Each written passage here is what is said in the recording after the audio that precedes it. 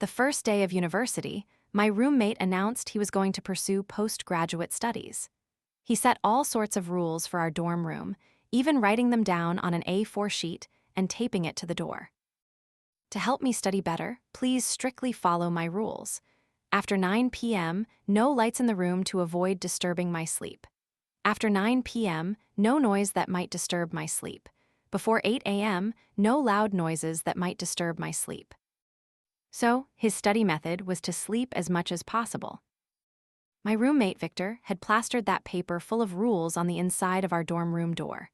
Looking at the serious expression on his face, I couldn't help but twitch the corner of my mouth. Making such a big deal out of it, was he planning to get into Tsinghua or Peking University? He was just a freshman, and he was already pulling these stunts.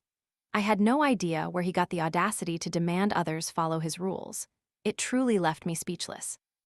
How could such an eccentric person even get into university? Victor stood in front of me and our other roommates with his arms crossed, continuing to lay down the law. I only ended up at this second-tier university because my college entrance exams didn't go as planned. In other words, we're not in the same league. Living in the same room as me is your honor.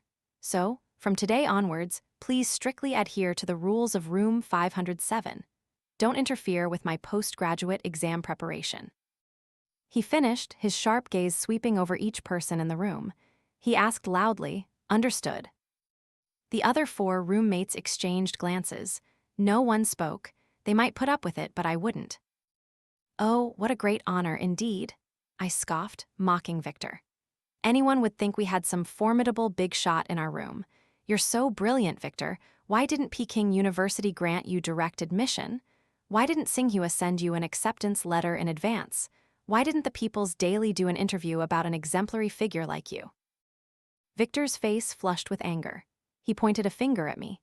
"Do you have a death wish? Don't you know how to talk? If you don't know how to speak, then shut your mouth. Don't spout nonsense," he growled. "Taking the postgraduate exam is my second chance to change my destiny. I missed my shot with the university entrance exam. This time, if anyone dares to interfere with my postgraduate studies, I won't let it go. Consider this your first warning as a new student. After all, you're just an insignificant character on my path to success, an ignorant extra. Do you think you're worthy of comparing yourself to me?"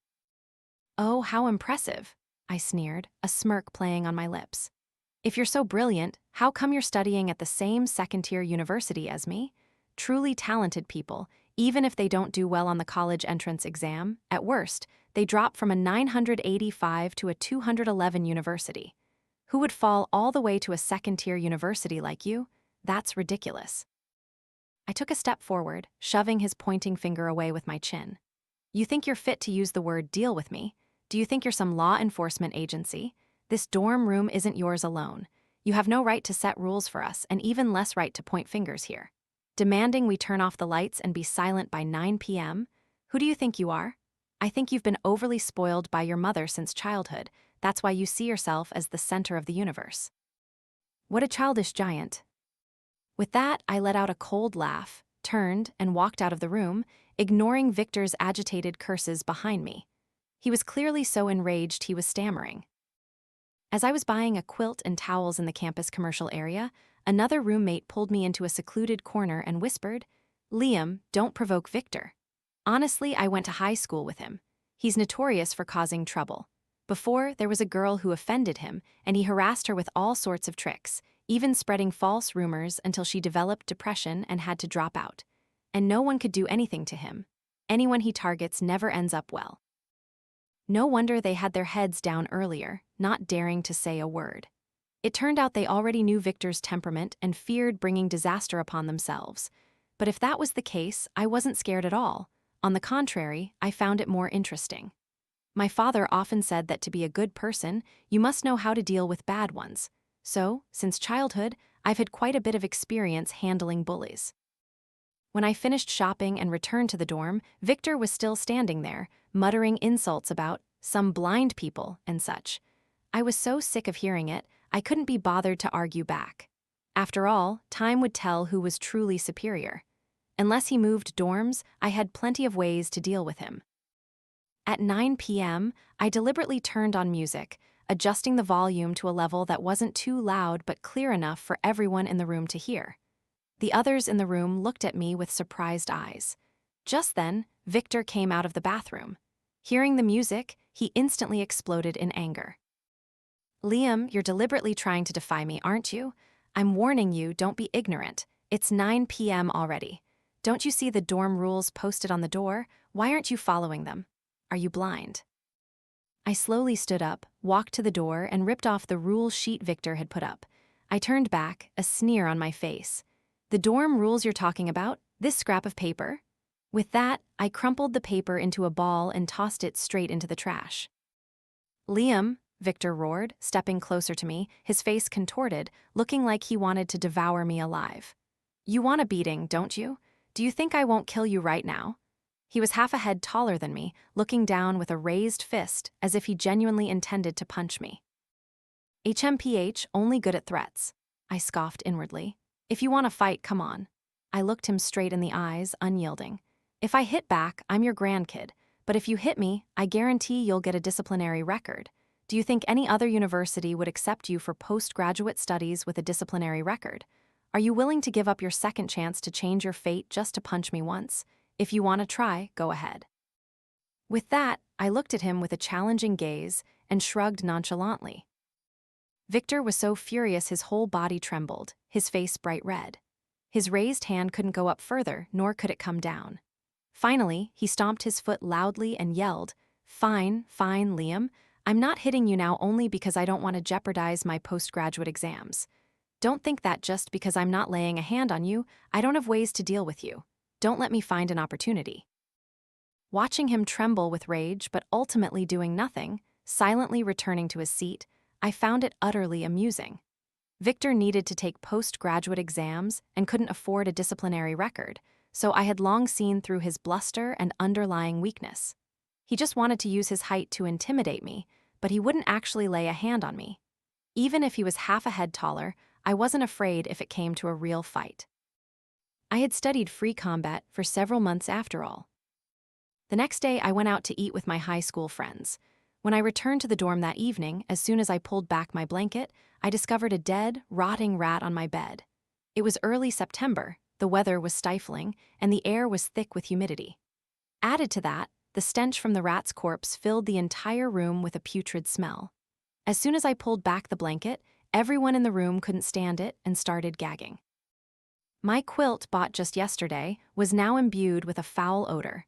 I didn't need to think twice. This was definitely Victor's doing. "It stinks."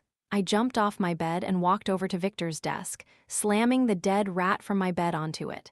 "You did this, didn't you? How could you do something so disgusting?" I had used my worst thoughts to guess his despicable tricks, but I never expected him to be this vile. Victor took off his headphones, looking at me with an annoyed expression. "Liam, have you been accusing people falsely since childhood? Which of your eyes saw me put a rat on your bed? Do you have proof? If you do, bring it out." I was so angry I gritted my teeth. I turned to look at my roommates, my eyes questioning. "Does anyone know about this rat?" But everyone shook their heads. Clearly, there was always someone in the room, yet no one noticed when Victor secretly placed the rat on my bed. "Well, did anyone see me do it? No proof, then don't casually accuse people." Victor smiled triumphantly, his expression hateful, as if saying, "Even if you know it's me, what can you do? Maybe the rat just crawled onto your bed and died on its own. If it wasn't me, then who was it? You need evidence when you talk, right?" Victor retorted with a brazen and stubborn face. Suddenly, my eyes lit up. I quickly reached under his desk and pulled out a box labeled "Rat Trapping Tools." Opening the box, inside was a rat trap nearly a foot long. "Put that down right now," Victor screamed in panic, lunging to grab it back. I quickly retreated, but the foul smell from the rat trap almost made my eyes water. I shook the trap, letting it fall to the floor. Inside the trap were a few strands of rat fur and a smell identical to the dead rat on my bed. My roommates looked at Victor with suspicious eyes. "And you still say you didn't do it?" I sneered. "You wanted proof, didn't you? This is your proof." Victor's face turned pale, but he still stubbornly argued. "It's just a rat trap. What can that prove? Did anyone see me place the rat on your bed with their own eyes? No. If you use this as evidence, then for example, if someone is murdered and you have a knife in your hand, does that mean I can say you're the murderer? His shameless face tried to argue stubbornly, refusing to admit it. If it were anyone else, they would have been driven mad by him. He even started to twist the situation, blaming me instead. I was so furious I laughed. Shameless. If you're not convinced, go report it to the teacher. Victor smiled triumphantly again. Maybe you've done so many bad things that even rats can't stand it and committed suicide on your bed. In the future, if you follow the dorm rules, perhaps such things won't happen again. At 9 p.m., the dorm must be silent, no lights on. And also, no one should make noise when I'm reading. If anyone snores while sleeping and disturbs me, they must apologize to me the next day. Everyone understood his threatening intentions.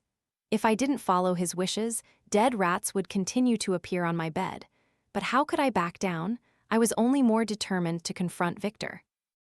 Let me tell you, your rules are trash. With that, I spat on the ground. You want me to bow down? Never, just you wait. Without another word, I gathered my dirty quilt and left the dorm, deciding to throw it away and buy a new one. On my way, I hugged the quilt, trying to suppress the feeling of disgust. The stench from the quilt was like fermented pickled cabbage that had been aged for 10 years. Passers-by covered their noses and steered clear. By the time I threw the quilt into the trash can, the smell that wafted up was so unbearable I vomited on the spot. Leaning against the wall, my eyes stung from the smell, but my heart was filled with resentment. Victor, you despicable villain. If I don't repay this debt, I'm not a gentleman. A few days later, I was still trying to find a way to get my revenge. Finally, I came up with a plan. Thursday afternoon, during PE class, everyone in the dorm had chosen different subjects and learned with different teachers at different locations. This meant no one knew what anyone else was doing, and the dorm was completely empty. I put on a hooded jacket and a mask, skipped class alone, and secretly went into the communal bathroom on our dorm floor. I pushed open a random door. A pungent smell rushed into my nose, almost making me vomit, even with the mask on. The smell of feces accumulated in the unflushed toilet was still too overwhelming. Suppressing the urge to vomit, I took a plastic bag and a spoon, scooping little by little, gathering about half a kilo of waste. Then, I wrapped the plastic bag in a large black bag. With the preparations complete, I lowered my head, carrying the bag, and left the bathroom, avoiding the surveillance cameras in the hallway. Thanks to my hood and mask, I was sure no one would recognize me. Back at the dorm, I lightly turned the key on the door and entered easily. In dorms, people often leave their keys in the door for convenience, and this habit now served me well. I turned on the room lights and looked at Victor's bed curtain, a cold, silent laugh in my heart.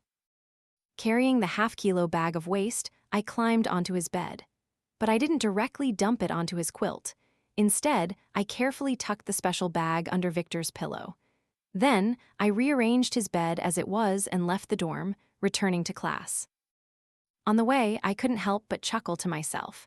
Since I had used 2 layers of tightly sealed plastic bags, there was almost no smell from the outside. But tonight, when Victor lay down to sleep, the weight of his head on the pillow will cause the bag to tear. The waste will ooze out, and because of the bag's durability, it wouldn't tear immediately, only in the middle of the night. Imagining him sleeping soundly, only to suddenly discover a foul-smelling puddle under his pillow. The scene made me laugh just thinking about it. That night at 9 p.m., I deliberately made no extra noise to entice Victor to go to bed early. The dorm was much quieter. When Victor turned off the light and walked past my desk, he gave a triumphant smile, as if he thought I had given up. He whistled as he climbed onto his bed and flopped down with satisfaction. I had to stifle my laughter, quickly lying down in my bed, pretending to be asleep. Around 10 p.m., when I was almost fed up with waiting, suddenly a shrill scream echoed. What is this? Oh my God, who did this poop? I lay under my blanket, trembling with laughter. After a moment, I sat up, feigning concern. What is it? What's wrong? What poop? My roommates turned on the lights. The scene that unfolded was unbelievable. Victor's bed reeked horribly. He held his hands, covered in waste, and ran straight to the bathroom, retching continuously. The whole room cried out in unison, "Oh my God, that's disgusting." I covered my nose and yelled, "Victor, what are you doing? Don't tell me you did it right on your bed. Why does it stink so much? Seeing Victor's messy face, my roommates couldn't help but snicker.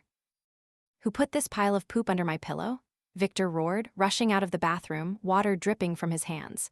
I was sleeping and smelled something strange, so I reached under my pillow and touched something slimy. I turned on my flashlight to look, and it was poop. Poop! He screamed, lunging towards my bed, his eyes wanting to eat me alive. Liam, it was you, wasn't it? You did this, didn't you? I immediately recoiled, frantically saying, "Don't come over here, you smell like poop." I pressed myself against the wall and shouted, "Are you crazy? Why would I put poop under your pillow? Besides, we all had packed schedules today. You even came back to the dorm earlier than me. Where would I get the time to do that?" If it wasn't you, then who was it? It must be you, taking revenge on me. Revenge on you for what? For the rat the other day. Victor froze, stammering, "The rat, that wasn't me." I laughed coldly. "Oh, so what would I be taking revenge on you for? You just said you didn't do it. If so, I have no reason to do this, right?" My words left Victor speechless.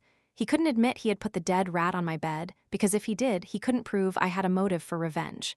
Victor stammered for a long time without saying anything. Finally, he yelled, "It was definitely you, it was you. You need evidence when you talk, don't casually accuse people." I threw his own words back at him.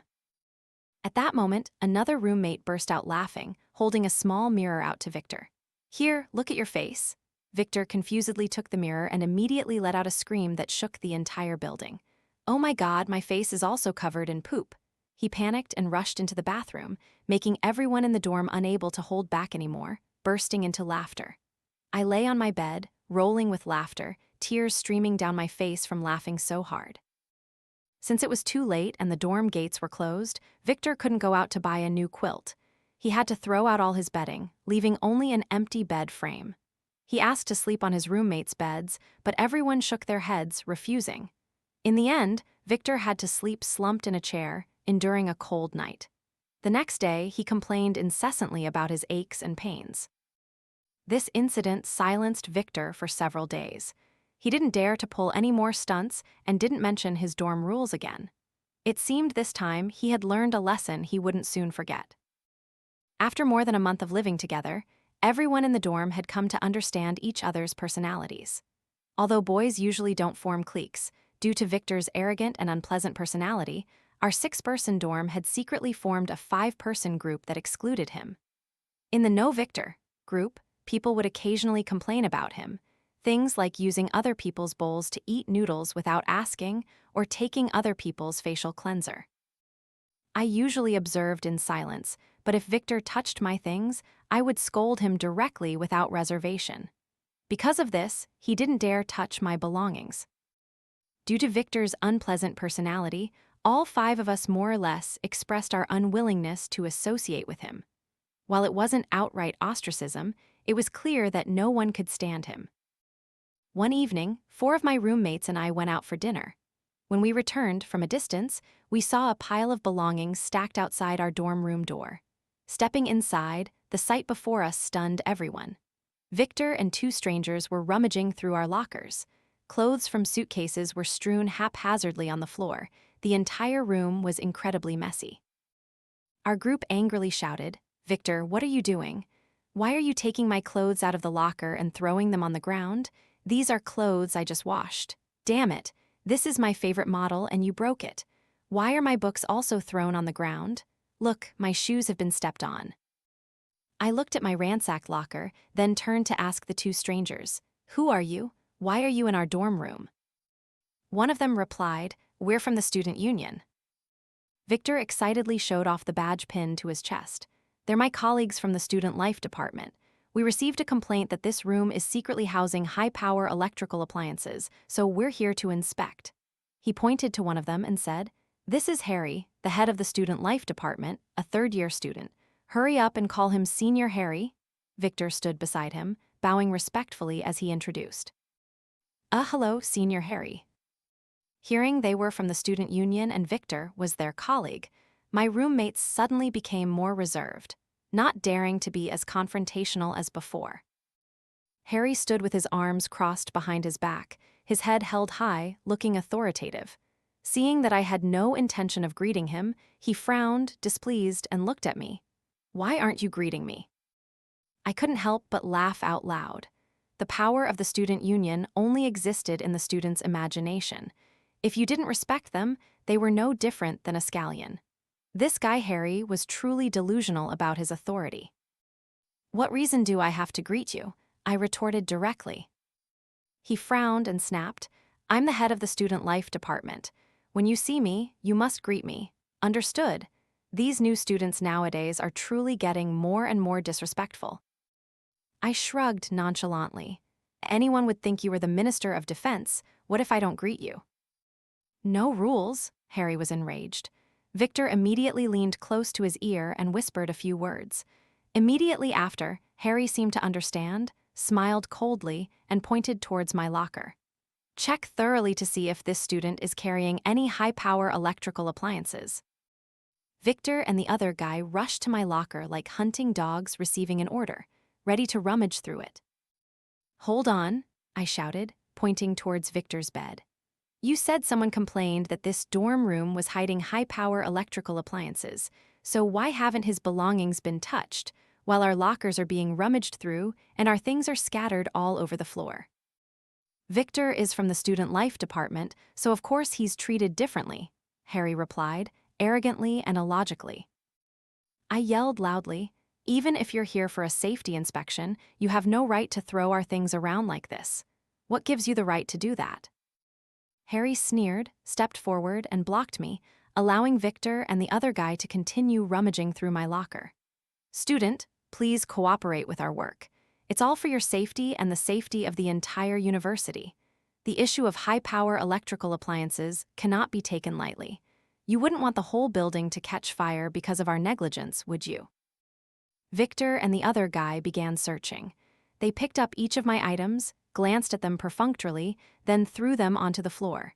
"Is this what you call checking for electrical appliances?"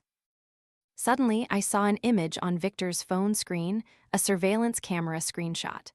The photo showed me in a hoodie and mask, tucking a bag of stuff under his pillow the other day. So that was it. They were rummaging through my belongings just to find that hoodie, hoping to find evidence to incriminate me. Too bad, I had thrown that hoodie away long ago. I always worked meticulously.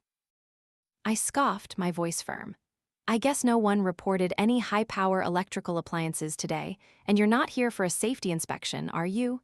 This inspection wasn't even arranged by the student life department. You're acting on your own, aren't you?" As I spoke, I secretly opened my phone and started recording video.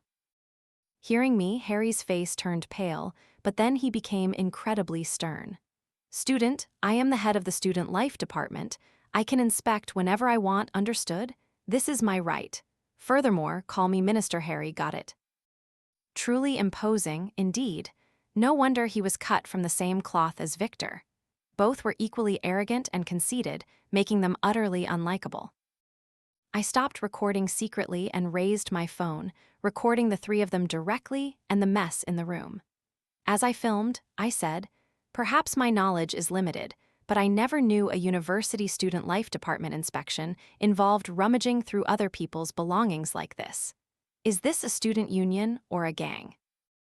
After recording, I posted the video to the freshman student group and the campus support group. Immediately, the groups erupted. 666. Is the student union that formidable now? What right do they have to throw other people's things around like that? The student life department is not allowed to touch other people's belongings during inspections. This is too much. I've already reported it to the school. Harry realized I had recorded the video and hastily asked, "What are you doing?" I shrugged. "Aren't you the awe-inspiring minister, Harry? I'm just recording what you just said and the scene in the room, then posting it. I believe the teachers will deal with this quickly." "Give me your phone. I order you to delete the video immediately." Harry's face turned crimson as he yelled. I sneered. "Who do you think you are to order me around? You should look in a mirror to see what you are. How ridiculous." Harry, flustered and even redder, gestured to his two companions. Both immediately lunged to grab my phone. I quickly stepped forward and blocked the dorm room door. Just then, my roommates also realized Harry's true, deceitful nature and joined me in blocking the exit, not letting any of them leave. The three, Victor, Harry, and the other guy, began to panic. Victor even cursed loudly. "Liam, Senior Harry is being polite by telling you to delete the video. If you don't listen, you'll regret it. Offend Senior Harry and you won't have a peaceful life. Senior Harry knows a lot of people in the student union, and I've joined the union too. Just you wait, you ignorant fool. Get out of the way, make way." I scoffed. Let me see who's truly ignorant. Just then, a middle-aged man wearing glasses appeared at the dorm room door. My roommates and I quickly made way. He looked at Harry and asked coldly, "Who are you? What's going on here?" Seeing him, Harry's face turned pale, sweat pouring down his forehead. He stammered, "Professor Zhao? I am Huang Xiaoniu, the head of the Student Life Department. I'm here to inspect for high-power electrical appliances." "What kind of inspection is this, rummaging through other people's belongings like this?" Professor Zhao folded his arms, making all three of them tremble incessantly. "You have no right to search other people's things, nor do you have the right to throw their belongings on the ground. A moment ago, I saw you acting very authoritatively, demanding people call you Minister Harry, right? I ask you, are you an official or deputy official?" Harry trembled, not daring to look up. Professor Zhao growled, "From now on, the three of you are expelled from the student union. The school will decide on disciplinary action later." He pointed to the messy pile of things on the floor. "Now, clean all this up. After that, apologize to everyone in the room. Once you've apologized, get out of here." The three who had been so arrogant were now like defeated roosters, bowing and cleaning up the mess. After they finished, they bowed their heads about to leave when Professor Zhao shouted, "Have you apologized yet?" The three jumped, freezing in place, not daring to move.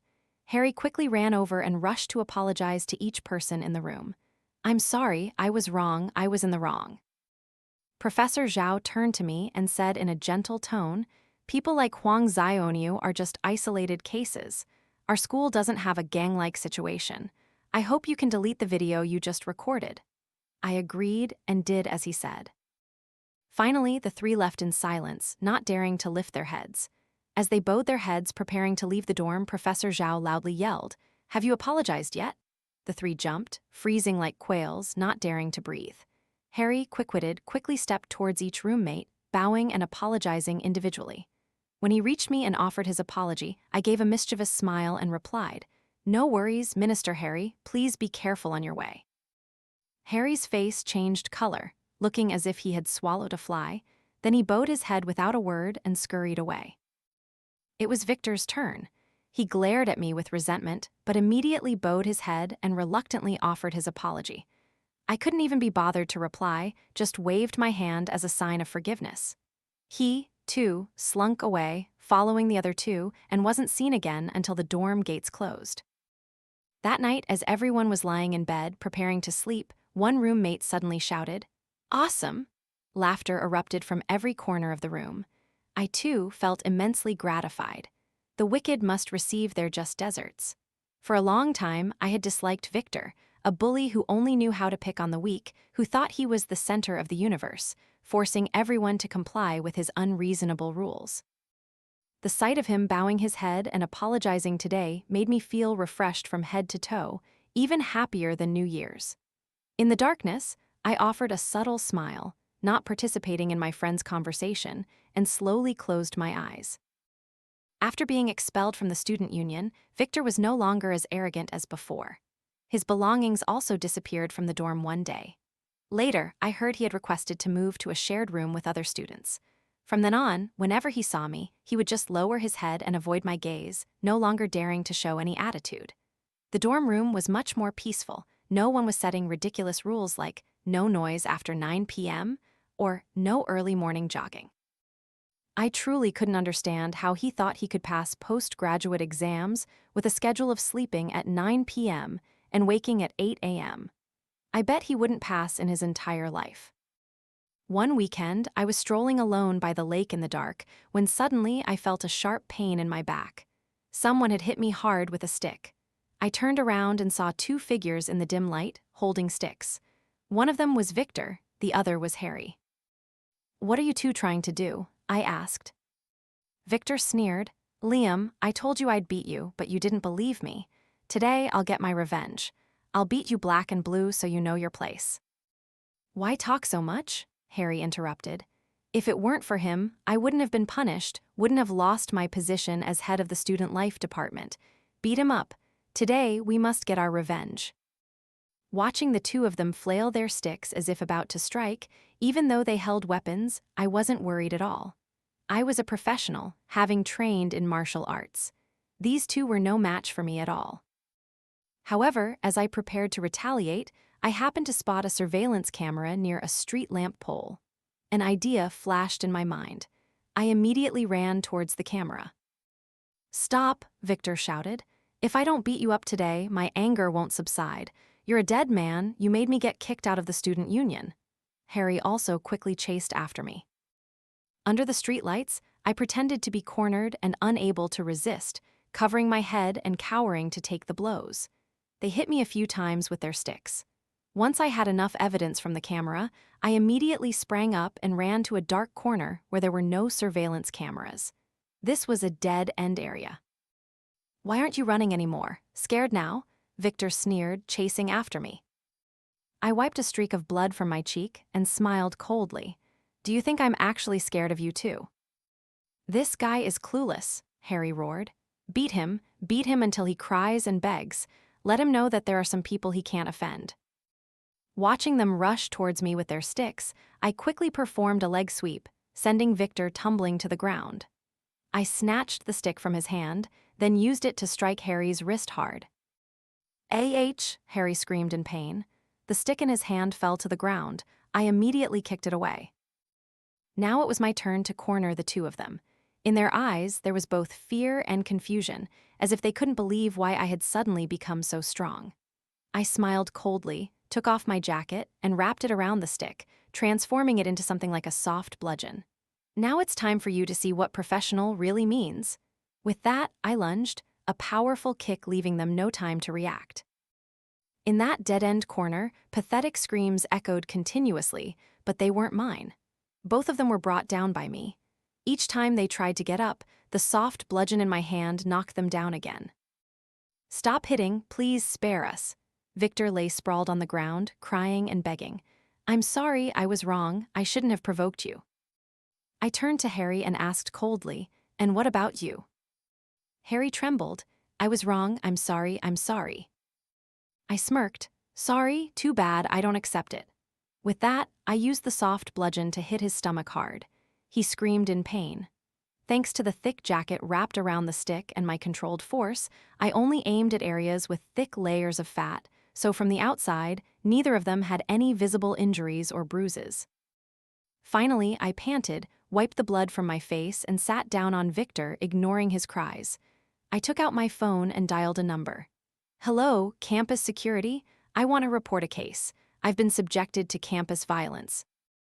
The matter became very serious. Even though I tried to de-escalate the situation afterwards, I couldn't prevent the outcome. Victor and Harry were both expelled from the university. The injuries on my body, along with the video from the camera under the streetlights, proved that I was a victim of campus violence. Even if Victor and Harry tried 100 times to explain that they were the ones who got beaten, looking at their bodies without a single bruise, who would believe them? On the day the expulsion notice was announced, my roommates and I went out to celebrate. At the banquet, the alcohol made me feel a bit lightheaded.